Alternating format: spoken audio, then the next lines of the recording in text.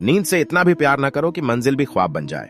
एक दिन एक किसान गुस्से में आसमान की ओर देखकर भगवान से कहा, हे ईश्वर, आपको लोग सर्वज्ञाता मानते हैं कि आप सब जानते हैं, कहते हैं कि आपके इच्छा के बिना एक भी पत्ता नहीं हिलता, पर मुझे तो लगता है कि आप छोटी सी छोटी बात भी नहीं जानते। आपको तो ये भी नहीं पता कि खेती बाड़ी कैसे करते हैं। अगर आप जानते होते तो हर समय जो बाढ़, आंधी और तूफान आते हैं वो कभी नहीं आते। आप नहीं जानते कि कितना नुकसान उठाना पड़े देता है हम किसानों को। यदि आप मेरे हाथ में यह शक्ति दे दे कि जैसा मैं चाहूं वैसा मैं मौसम कर दूं, फिर आप देखना मैं अन्न के भंडार लगा दूंगा। भगवान इस किसान के तीखे वाक्य सुनकर मुस्कुरा रहे थे और वह किसान के सामने प्रकट होकर बोले, मैं आज से तुझे यह शक्ति देता हूं कि तुम अपनी खेतों पर तुम्हारी जैसी इच्छा ही तुम वैसा मौसम कर दोगे।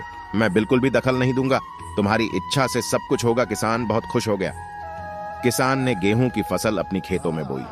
जब उसे लगा कि खेतों को धूप चाहिए तो खेतों को धूप मिले, जब पानी बरसना चाहिए तभी पानी बरसा। आधी, तूफान, बाढ़ कुछ भी उसने अपने खेतों पर आने नहीं दिया।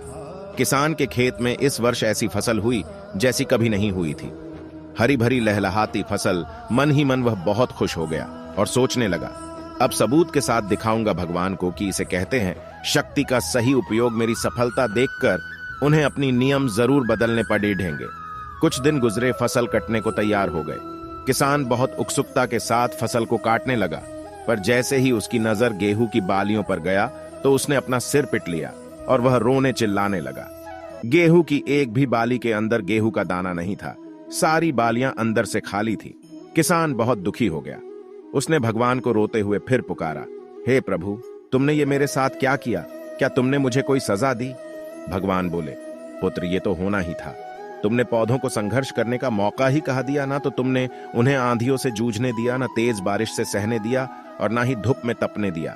एक भी चुनौती का सामना तुमने उन्हें नहीं करने दिया। इसीलिए सारे पौधे अंदर से खोखले रह गए। जब आंधी, तूफान, तेज बारिश और धूप पड़े ढहती है, तभी ये पौधा अपने अस्तित्व को बचाने के लिए संघर्ष करते हैं और इसी संघर्ष से एक बल पैदा होता है जिसमें शक्ति होती है, ऊर्जा होती है।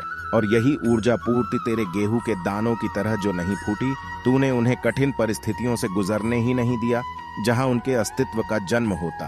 सारे बालियां इसीलिए खाली है, इसमें एक भी गेहूं का दाना इसलिए नहीं है क्योंकि तुमने अपने पौधों को संघर्ष कराया ही नहीं।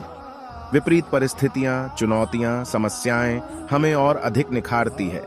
यदि जीवन में कठिन परिस्थितियां और चुनौतियां आए तो घबराना मत, बल्कि सामना करना। विश्वास करना कि आप और अधिक निखर जाओगे और अधिक मजबूत बन जाओगे।